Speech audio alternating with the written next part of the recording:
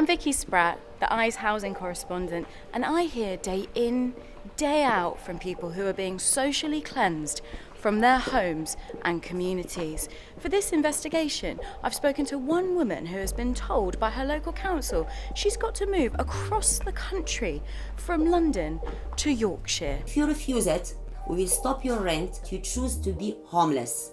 I've spoken to another who has been moved from London to Hertfordshire and now faces 4 hours worth of trains back to her job as a care worker. It feels like they just tossed you somewhere and forget about you. I want to find out how this got so bad. What is going on? I've been driving for about an hour to get out of London to a place called Greenhithe, which is in Kent, and it's near the Dartford Bridge.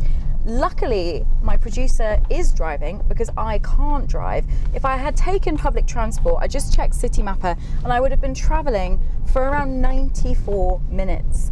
I've made this long journey, to meet a woman called Blessing. She is a mother of 2 kids, one of whom is autistic and has complex needs. And they've been moved out here to Greenhithe by their council after being made homeless. Blessing, when were you made homeless?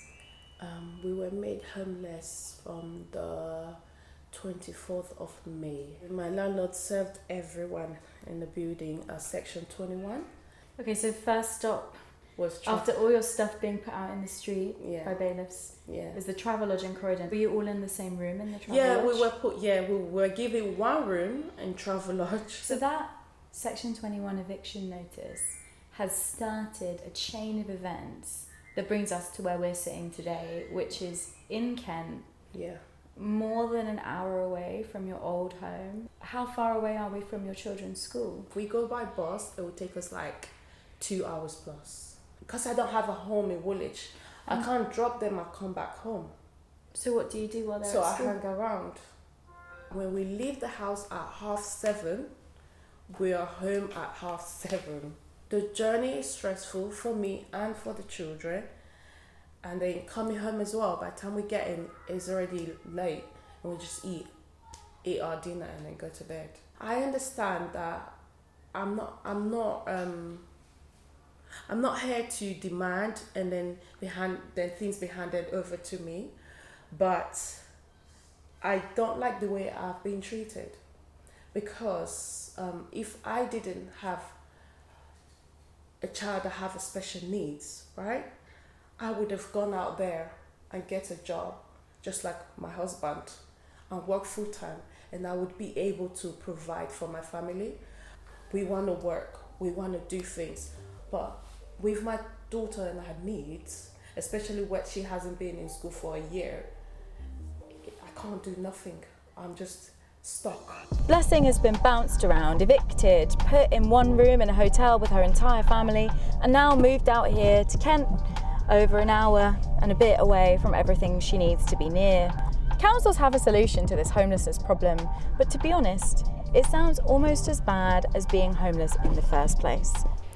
I'm in Hanwell in West London to meet Rim. She's a mother of 2 who has been homeless for over a year. She's been moved from bed and breakfast to bed and breakfast, both over an hour away from her children's school. And then the council did come up with a solution, but it's one that would be so disruptive, she's not sure if she can accept it. Rim, we're in Hanwell in West London. You've had to move several times in the last few months. Why? What happened? Start moving from place to place from July 2021. I'm going first in Hayes, bed and breakfast. They said is emergency leave. I spent there around 19 months in bed and breakfast with 2 kids. It was be very, very difficult, for not only for me, for my 2 child. Why did you and your children become homeless? Because the landlord for the rent is coming very up and we cannot do it. So Rim, they moved you to Hayes, which is over an hour away from your kids' school, then to Southall, which is no closer to the school. This is all temporary accommodation while you've been homeless for over a year. Bed and breakfast. And they've offered you somewhere else. Where is it? In Halifax, West Yorkshire. So that's about 4 hours. 4 hours and a half from London. When they offered you Halifax, you were very worried about what this would mean in terms of disruption Yes. for your children.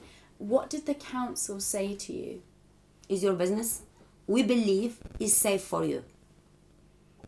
We cannot offer you anything. If you refuse it, we will stop your rent, and you will be the responsible that you choose to be homeless. Rim faces an impossible situation: move halfway across the country or be completely homeless with no access to state support. I found out that she's not alone. Using the Freedom of Information Act, I've asked local councils how many people like Rim are being moved out of their home area. The data shows that in London alone, 21,000 households were moved out of their area in the first quarter of 2023. But this isn't just a London problem. Outside of London, out-of-area placements have increased by 120%. You can read more about this data at inews.co.uk. So I've got the numbers. I know that this issue is affecting thousands of homeless families.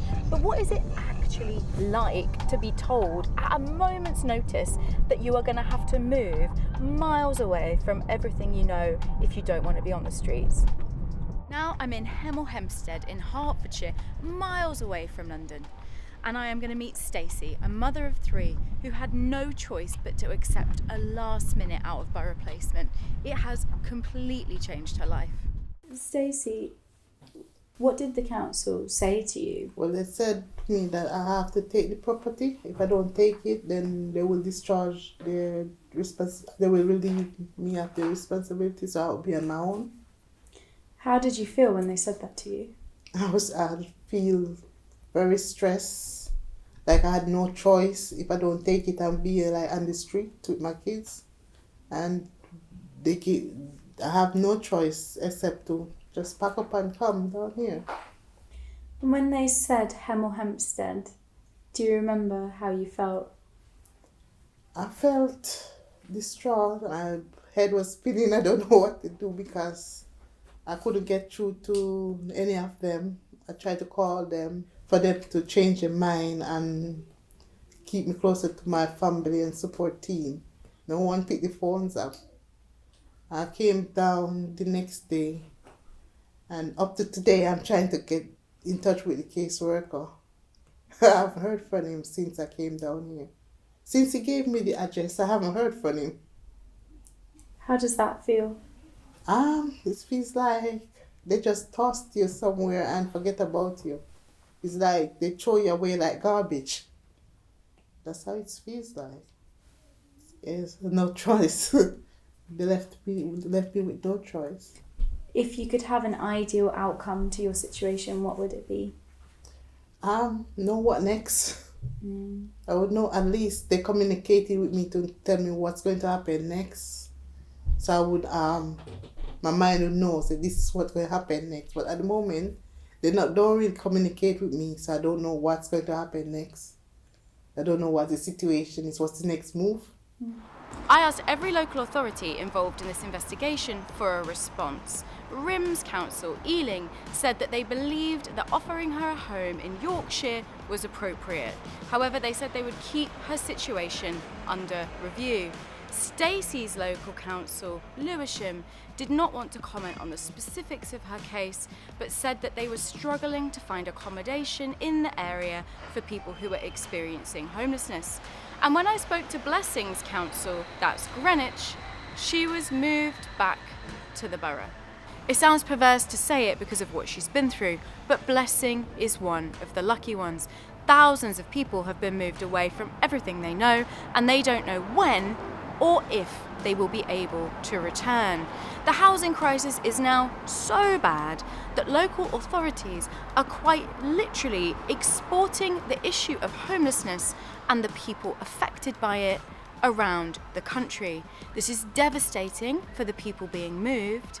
It puts a strain on the local councils that are receiving them, and in the long run, if they are moved back to their home area, it's going to put a strain on their home local council because they're going to have to deal with all of the problems that have been caused while they've been away.